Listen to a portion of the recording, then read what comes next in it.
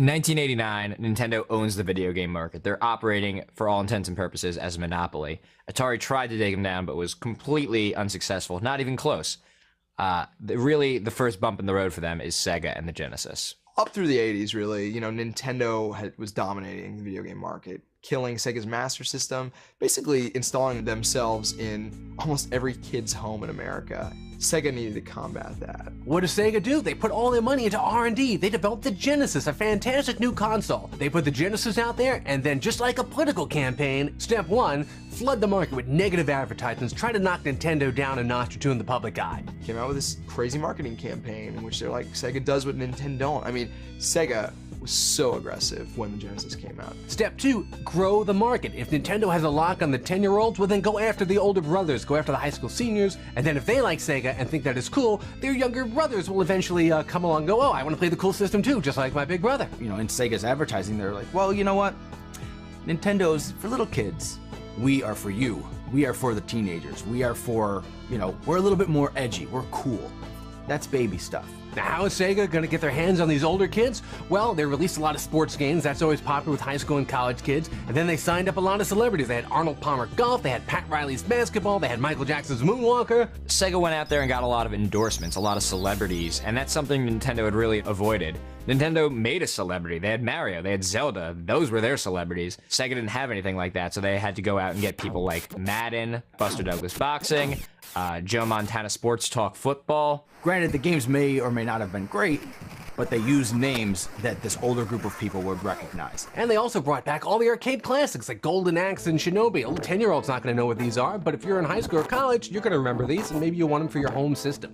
Basically, Sega had a history of making really good arcade games. For the first time, you could play arcade-like versions of Strider, Altered Beast, Space Harrier. Sega also produced games that were more intellectually stimulating, you should say, like games that are geared toward older kids. Sword of Vermilion is a good example. These are complex role-playing games. More complex adult games like Phantasy Star or Populous, which to this day I can't figure out. And then Sega also had wackier, more indie fare, like they had a Ren and Stimpy game, they had Toe Jam and Earl, to kind of appeal to that artsy, cool crowd. Same with Echo the Dolphin. It's a very original game that's not like anything out there, and there may be a reason for that, but you gotta hand it to them, it's unique. Now everything's going well for Sega, but they're missing one thing. Nintendo, well, they've got mascots. They've got Mario, they've got Zelda, they've got Donkey Kong, they have all these great characters. Nintendo has this cast of characters that have worked their way into people's hearts.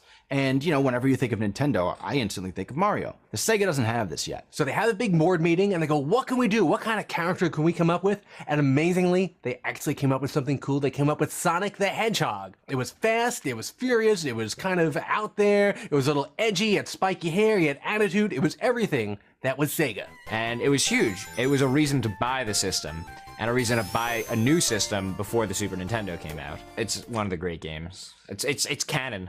Sonic's part of the canon. Sonic came on the scene, kicked, and then the problems begin again because Nintendo releases the Super Nintendo, and now the battle has to start all over again. Super Nintendo comes out, so technology-wise they're even. Now it comes down to the games, and now it's a real slugfest, just going back and forth. Nintendo has ads like Nintendo is what Genesis isn't, and Genesis fights back by starting a price war, and everyone starts cutting the cost of their consoles, making them cheaper for gamers. Nintendo landed Final Fight, which was one of the biggest arcade hits, and Sega couldn't get that, so they made Streets of Rage, which is a pretty good competitor. In a lot of ways superior.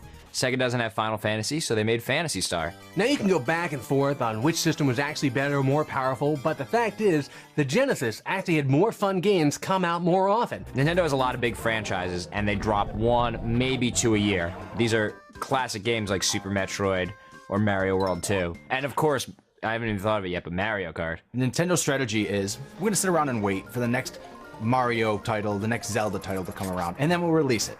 Sega developed a think tank for games, basically, the Game Institute. And they came up with all kinds of new games and new IPs, and they just kept throwing them out there, and they were all really good. So if you wanted to play more good games, well, you had to get yourself a Genesis. Sega was basically hammering you with Bs when Nintendo was waiting, and once a year they'd drop an A+.